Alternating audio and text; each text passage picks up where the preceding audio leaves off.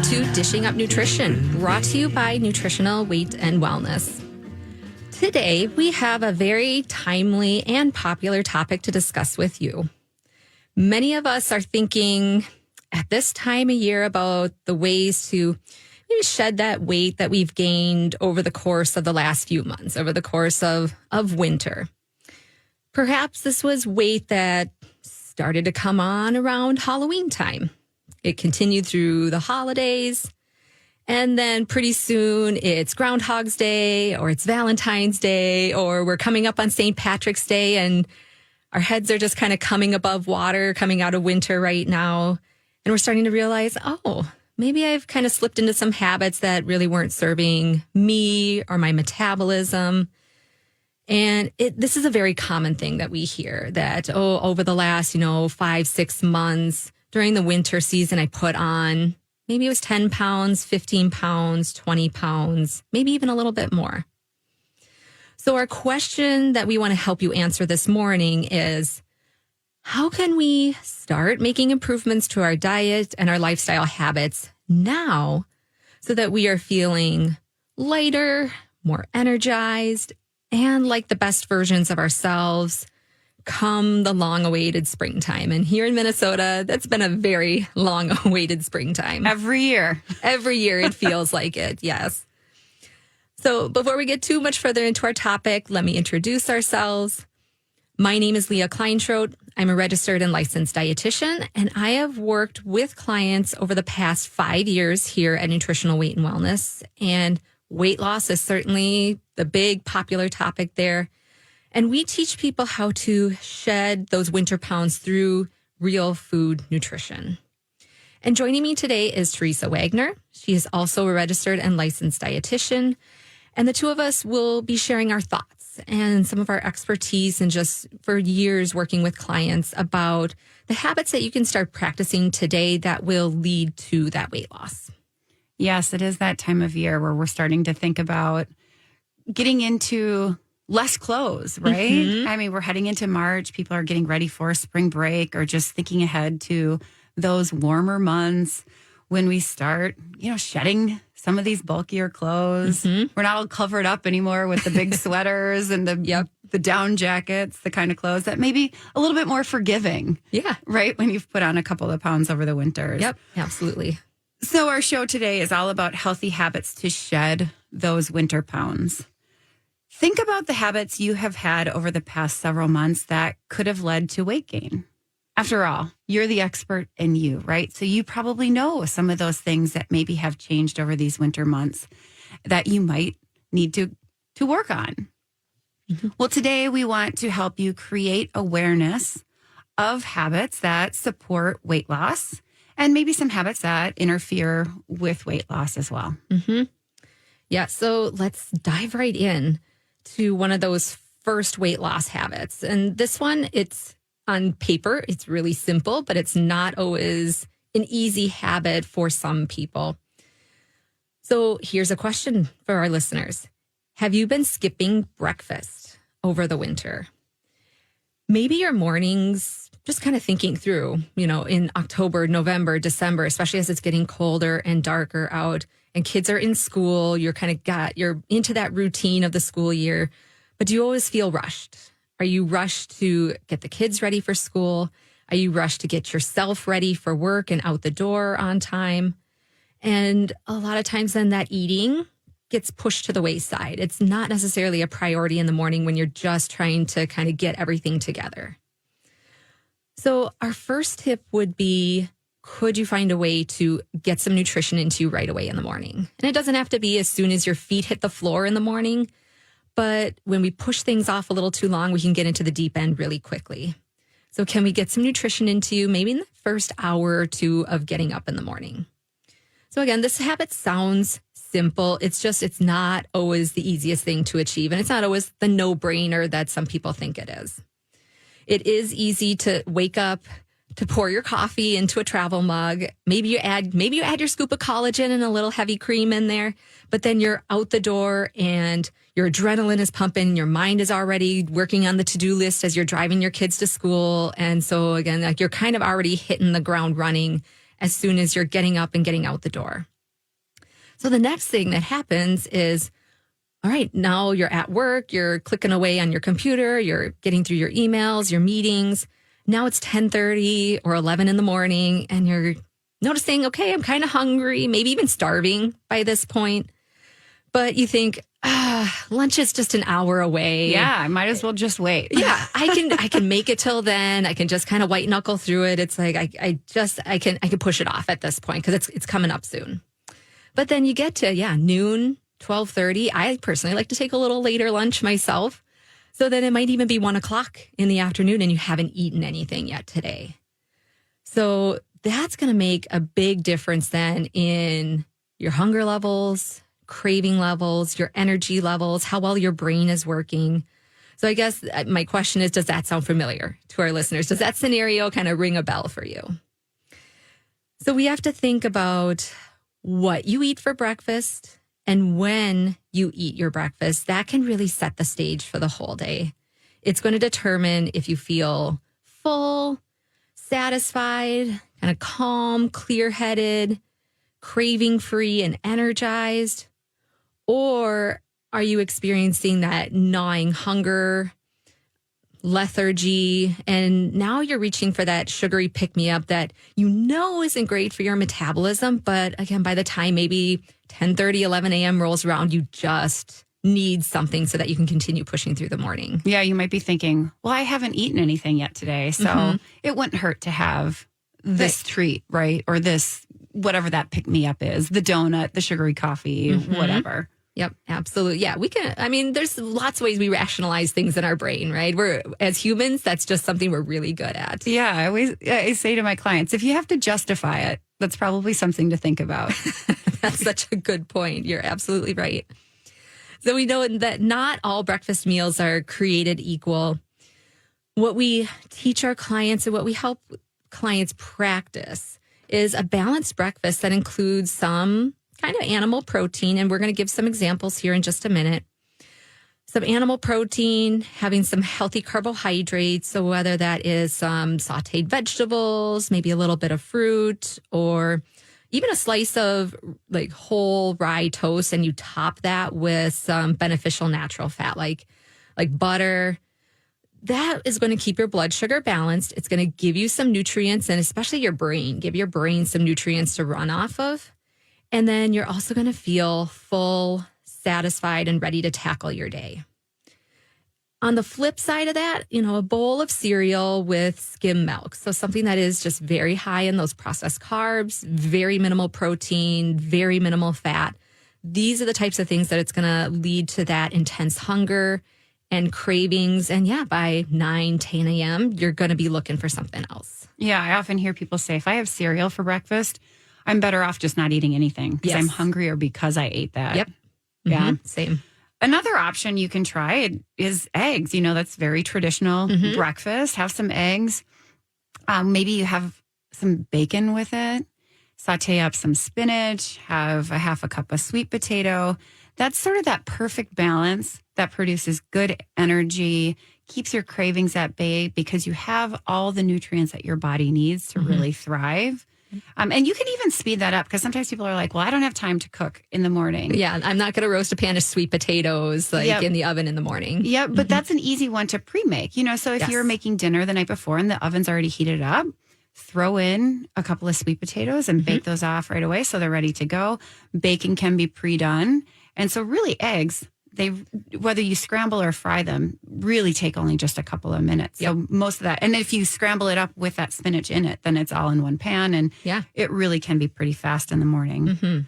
But if it sounds like too much work, another quick option that's protein packed could be using a full fat cottage cheese with a half a cup of blueberries, and then just sprinkling maybe something like some walnuts on top. So you get that nice combination of sweet and savory and crunchy and smooth. It's just kind of a really, really yummy way to start your day. Yeah.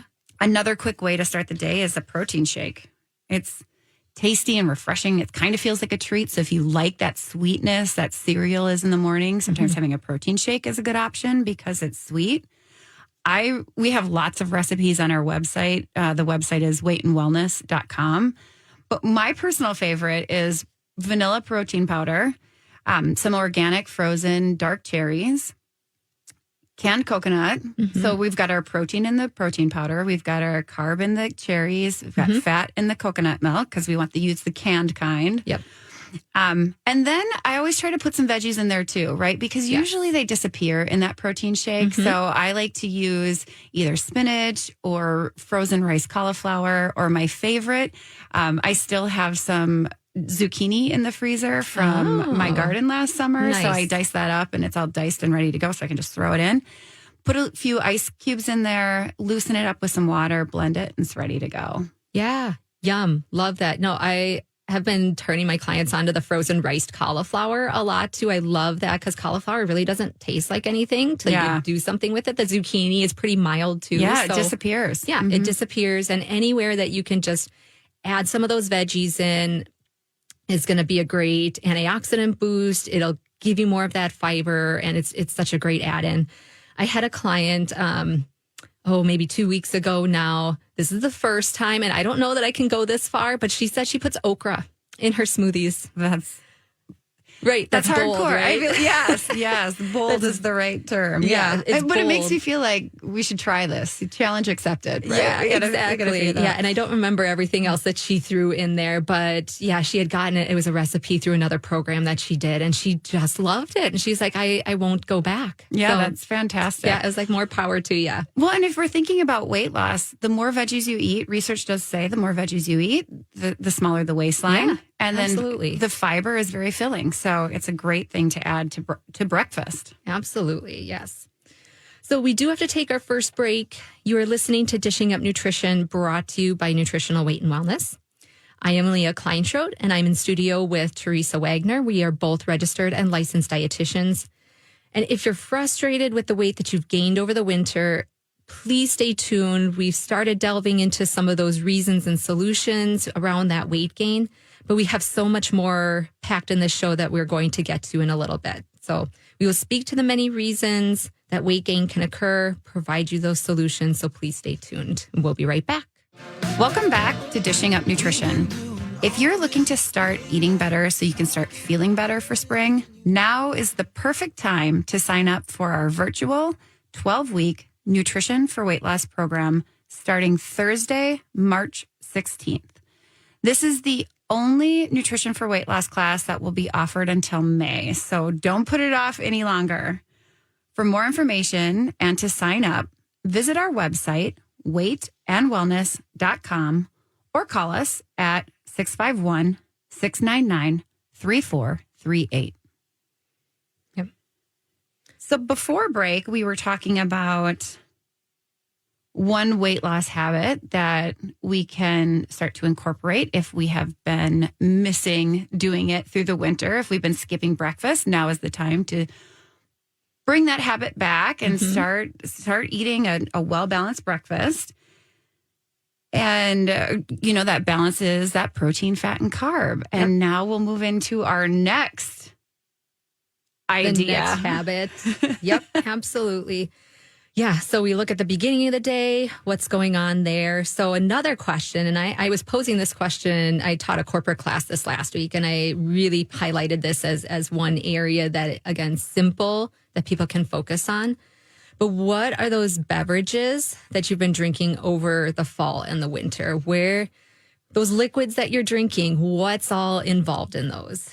Did you start making a habit of treating yourself to the holiday themed lattes that, come out again around that Halloween time or maybe early November and kind of continue on until New Year's? Did you know that coffee house specialty latte, and again, this is just one example, it's give or take a little bit, but these can have upwards of 20 teaspoons of sugar. So not only are you potentially, again, you're getting that coffee for the caffeine boost, but now you're starting your day with 20 teaspoons of sugar, not in addition to what you're also eating. I mean, that's the same amount as take the equal size of a Mountain Dew. It's basically the same amount of sugar as a soda. All right. So sugary coffee drinks are a weight gaining beverage. There's no way around that. So again, I'll talk to my clients about, okay, when what's coming in liquid form? What are those beverages looking like? And if there's any kind of sugar bombs that are coming in, even if it's just a few times a week, we kind of negotiate and say, all right, are these some things that you're willing to let go of, even if just for a couple of weeks to see like, hey, can we goose some of this weight loss out for you? And I do have many clients who, when they just kind of clean out those beverages, that they do start losing the weight. It might even be just those couple extra pounds on top of changing their food. And then they replace some of those sugary coffee drinks with just, say, regular black coffee, maybe a little heavy cream in there because we want that good fat. And then if they still need that little something sweet, some stevia drops can be really helpful. There's stevia drops out there that have different flavors to them too. If you want that vanilla flavor, if you want that hazelnut flavor, if you want that little bit of kind of chocolatey mocha type of flavor, those options are out there. So the coffee switch, it can be simple. It might take a little bit of a taste adjustment, but it's just a matter of breaking into that routine and that habit and seeing where you're able to make either some compromise or some reductions or just changing that habit. So how can you change that order in the coffee shop to reduce that sugar? And even stopping to ask that question, is this a habit that I need to change? Is this really serving my metabolism and my weight loss goals? Right. I had a client actually that did this thing where this very thing that we're talking about is she was giving up the coffee drinks and she's like, I can just make this at home. Mm-hmm. And one of the ways that she kept herself motivated, not only was it just knowing that it was good for her, but she also kept track of how much money she was saving. Oh, yes. And so she could watch the money pile up and she kept a separate account that she would put that money into. Oh. And then at the end of the month, she would have money to spend. Yeah. And if you think about that, so say you get a cup of coffee before your work day and say you're working 5 days a week. I'll just say it's $5 for a cup of coffee, even though we know it can be more than that. Yeah. But just for easy math, 5 times 5, $25 a week. Yep. And that's not if, you're not getting any coffee on the weekend. Yep. And you're only getting one per day. Because some people, they stop before work and then sometimes midway through the day get a coffee. Yes. So we're just going at the bare minimum, right? $25 a week. That's $100 a month. Yeah. That's $1,200 a year. Yeah. It's a lot of money. So not only is it good for your health, but it's great for your budget too, right? Absolutely. Yeah. Again, it's those little changes day in and day out. It might not look like much on paper, like in the day to day, but it makes a huge difference when you look at it on a monthly basis or on a yearly basis. It adds up. Yeah, it absolutely does. So switching gears from the morning to the evening, what about your beverage choices in the evening hours? Mm-hmm. As the days got shorter and the evenings got longer, boy, those evenings get long, don't they? Very long in the winter, yes.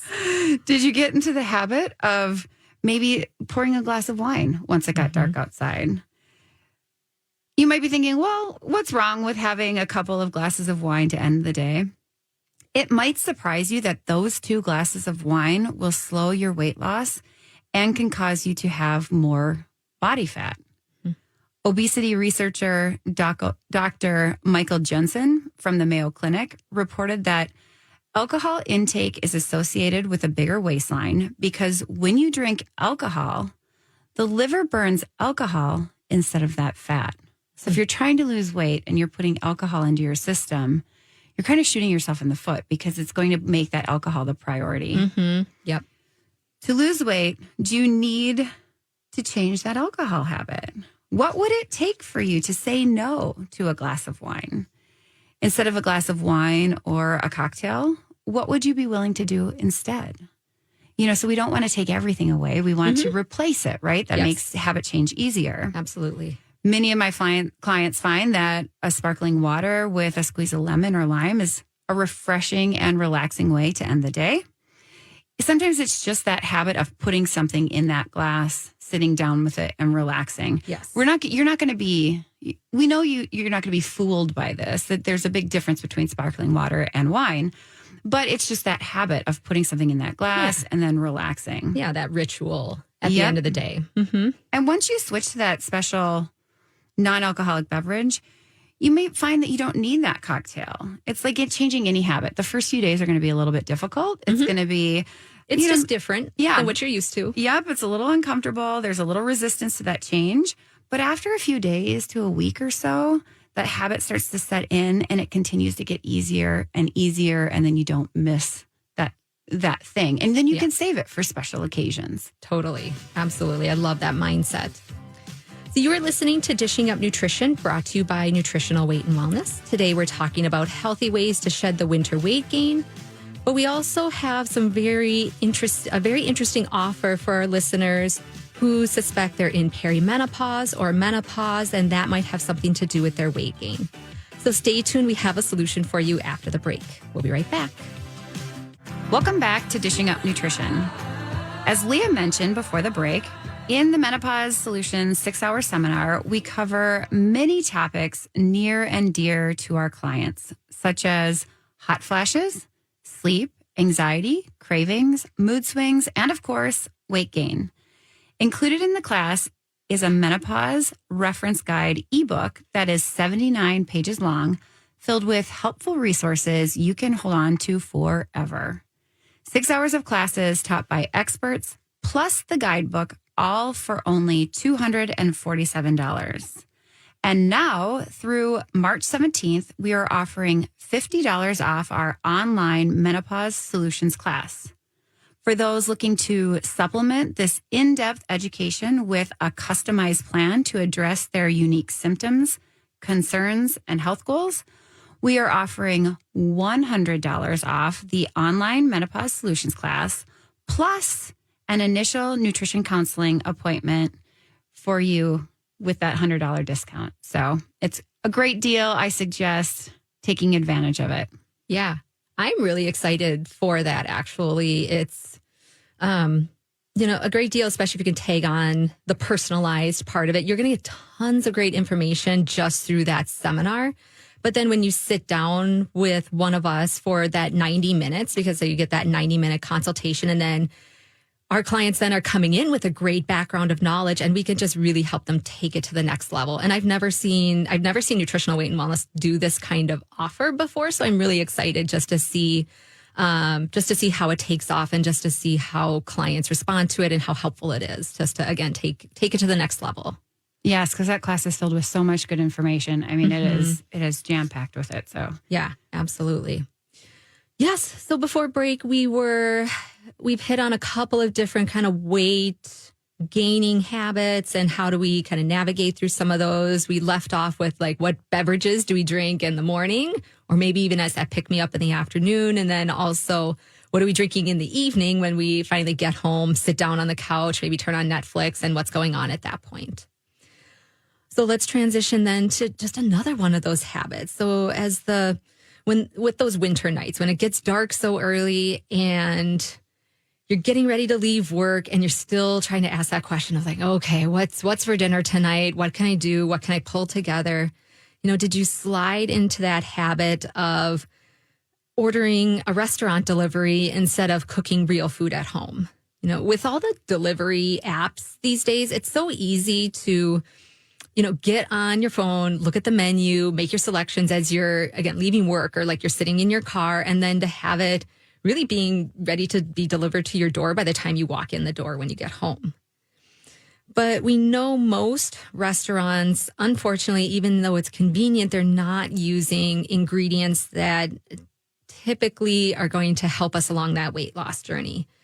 I mean, namely, they're kind of probably loaded up with a lot of salt, extra sugar, and those vegetable oils. So again, we need fats, but we want the right types of fats. And the oils that most restaurants are going to cook their foods in or fry the foods in are the more refined vegetable oils. So think soybean oil, canola oil, cottonseed oil, sunflower oil, or probably the likelihood is it's all a mix of these things.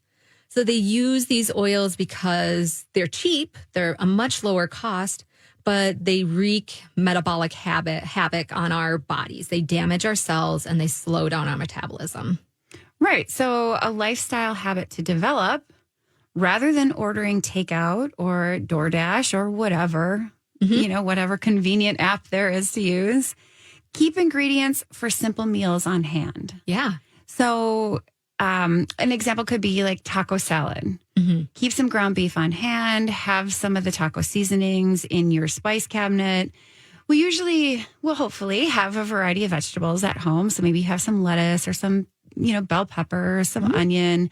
Maybe you have an avocado around or some, maybe you keep those guacamole individual packets around. Maybe you have some sour cream, and you can really build a taco salad from there. Quick and easy, probably takes less than 20 minutes to throw that one together. Yeah. Cook the meat, and that's about, the extent of cooking that probably has to go along with that. Exactly.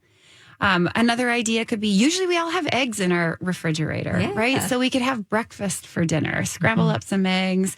Maybe you have a piece like that toast you were talking about, that rye bread, a really healthy toast option, or maybe you have fruit instead, or you saute up some vegetables with those eggs. Maybe you have some bacon around, but you can just kind of look through your refrigerator and your cabinets and just kind of see what you can pull together there. And being a little mindful when you're grocery shopping of keeping some of those quick options so that they're available to you to use on those nights where you're just not really in the mood for a more extensive dinner plan. Yeah, absolutely. Yeah, when your brain just can't go there. I love that eggs idea. Breakfast for dinner is always a win in my book. So again, it's like scramble up a couple eggs, even throwing frozen veggies in there, and it's like a little bit of fruit on the side. Bing, like super easy. One of my favorites, again, if I just kind of need something easy and just something that comes together pretty easily. Our hamburger soup recipe, that's one of my favorites, and it makes a ton. That's my other favorite piece about that. Like, we have some soup recipes that make, maybe 4 servings. You're going to get a lot more out of the hamburger soup recipe. It's ground beef. It's whatever veggies you have on hand. Here in Minnesota, those wintry type of veggies like your carrots and your onions, or things like parsnips or butternut squash, like this is the soup for those kind of things. If you just need to use some of those up, it all goes in the pot. You dump a couple cans of diced tomatoes in there, and you let it just kind of cook on the stovetop for, depending on the veggies, like 30 minutes, 45 minutes, something like that. And boom, you've got a great soup. Because here in Minnesota in March, like, it could be 20 degrees one day and it could be 50 the next. So like, it's nice to have a soup that covers that range. So. Right. It's still soup season. It is absolutely soup season still. So yes. So I love those ideas. And still even thinking about like those cold, dark winter nights, another question to ask yourself, did you over time find yourself, you get through dinner and you just need to plop on the couch, relax for a little bit and binge a show, or maybe you're going through your phone, scrolling on social media, or maybe you're doing some last minute checks on your email. But then you look up or you look at your phone and you realize the time is maybe like an hour and a half past where you thought it was. You've lost that track time, and now you had planned to be asleep maybe 30 minutes ago already. So you've lost track of time. It's cut into your sleep. So we do need to think about, all right, how much sleep were you getting each night over those winter nights? In order to achieve ideal weight loss, we need to be getting, at least 7.5 for really most people, and more ideally like 8.5, even 9 hours of sleep for some people. So is this a change to a habit that needs to happen for you? Maybe for you, we're kind of reversing things, instead of setting an alarm in the morning, and you probably still should do that because nobody likes to be late for work.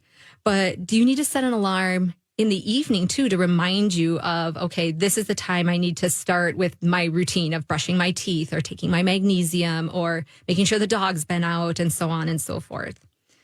And after that, then do you need to leave your phone, charging outside the bedroom somewhere, or just leave it on the kitchen counter somewhere where it's not a distraction or it's not tempting to just reach for that, just before you go to bed or when you wake up during the night? One of my favorite tips that I've heard in the last couple of years is actually turning your smartphone into a dumb phone at night. And that could look like a lot of different things, but at certain hours, I know for most phones, you can disable notifications so that it's not dinging all the time and calling your attention. You can turn off the Wi-Fi on that, because when you don't have Wi-Fi, there's no like getting on Google. There's no like scrolling through social media.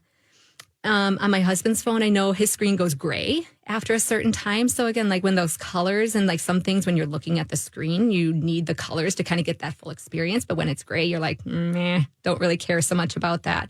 So I thought that was just kind of an interesting little technology hack. Yeah, So, I love that. Turn your smartphone into a dumb phone. That's great. Yeah. And so tons of research to back up that we do need adequate sleep, especially in the realm of weight loss and energy and controlling our cravings. There was a study in the American Journal of Clinical Nutrition. They found that when people lack sleep, their cravings went up for the high sugar processed carbs. And we know this just from experience. When you're short on sleep, you don't crave a pork chop. You don't crave the So broccoli. It's all those other things that will give you that quick hit of energy. And study after study shows that a lack of sleep then also leads to a lack of impulse control. It's like, again, like that toddler brain comes out a little bit more, as you would say, Teresa, that toddler brain comes out a little bit more, and that adult brain takes more of the back seat, and the toddler brain is going to want the Cheetos and the chocolate and all the things out of the pantry. One other interesting study found that when people were inconsistent in the amount of time that they slept, they lost less weight. There we go. So here's in context. If you slept 6 hours one night, but then slept 9 hours the next night, your body is a little confused and you can't completely erase the effects of that night of lost sleep. So then as a result, less weight loss occurs. So a consistent 8 to 9 hours of sleep every single night, doing the best that you can, or even if it's 6 out of 7 nights, that's going to support your metabolism and your well-being. So establishing those good sleep habits, whatever that looks like for you, is really key to weight loss. Right. And when you're sleeping, you're not snacking, right? Very true for most people, right? Yeah, right. Most people. Yep. Yes, correct. And not that we have anything against snacking, but when you think about what you're snacking on late at night, it's not typically that you're nibbling on bell peppers and cucumbers. Right. It's more like crackers, popcorn, cereal, ice cream, those types of things, which will hinder that weight loss as well. Yeah. I know one of the stats in some of our sleep classes that we share is when you are sleep deprived. I believe it was Eve Van Cotter, who's out of the University of Chicago. She showed that when clients are sleep deprived, they eat 300 more calories of junk food every day, but they also eat 300 calories more of real food. So now we're potentially overeating by 600 calories a day. So, and again, over time, that will add up. So there's, as to your point, there's just like more opportunity to eat, right? Right. Yeah. And weight loss habits, they take a real commitment to your self-care. Mm-hmm. And we'll get into that commitment to self-care as we come back from the break here. Yep. So you are listening to Dishing Up Nutrition, brought to you by Nutritional Weight and Wellness. And after the break, we're just going to continue this great discussion of habits that you can start making today to start shedding those winter pounds. And we'll be right back. Welcome back to Dishing Up Nutrition, brought to you by Nutritional Weight and Wellness. In our Menopause Solutions online course, we offer an in-depth look into this life transition through our 6 one-hour-long classes. You will get everything you need to know about how to get through menopause gracefully through real food nutrition and healthy lifestyle habits. It's amazing the difference real food can make. To learn more, visit our website, weightandwellness.com. And we will be talking now back to our topic as far as the habits that we have that maybe caused weight gain over the winter, and some of the things that we can do to shed some of those winter pounds coming into springtime here. And we left off talking about having some self-care habits. And weight loss habits really take a commitment to your own self-care. It's so easy to resist changing your habits and practicing self-care. Taking time to practice healthy habits is actually a sign of practicing self-care. It's not just bubble baths and vacations. That's self-care too. Yep. But it's the day-to-day things that we're doing that are those healthy habits that are truly self-care. So developing a consistent sleep routine, like we were talking about before, Replacing sugary beverages with 8 to 10 glasses of purified water. That could be another positive weight loss habit. Practicing self-care. And even thinking about the winter. Sometimes in the winter, we don't drink as much water because we don't have as strong of a thirst mechanism because we're not hot and sweaty and desiring that water. And so adding more water in could be another thing to help with that weight loss. Mm-hmm. Buying real food from the grocery store instead of ordering takeout through the delivery apps. That's practicing self-care as well. Mm-hmm. Yeah. And even to some of the, like that nightly wine habit. Again, like that's another area where you can practice self-care because then especially at the end of the day, that's the time of day where you're, again, like most people are seeking out like that relaxation factor, that wind down factor, or just a distraction, or just how do I de-stress? And instead of going for the wine, can we fill that in with something else that will achieve the same means, but help your metabolism along the way? Yep. Here's another way that we love to help our clients just kind of reframe or refocus on those weight loss habits. So when you think about your food, your beverages, the activities that you do, and your sleep, thinking about what you can add to enhance your life, not always what you have to take away. That's a very kind of old weight loss mentality, thinking about those habits when you think about taking things away. And honestly, this is what I talk talk about with my clients a lot of that mentality around diets that they've done in the past. Was it always about taking away? Was it about restriction, depriving yourself? Was it about the struggle and trying to summit that mountain? So you take away healthy proteins, you take away those beneficial fats. Maybe you're taking away salt. Maybe you're taking away cholesterol out of your diet.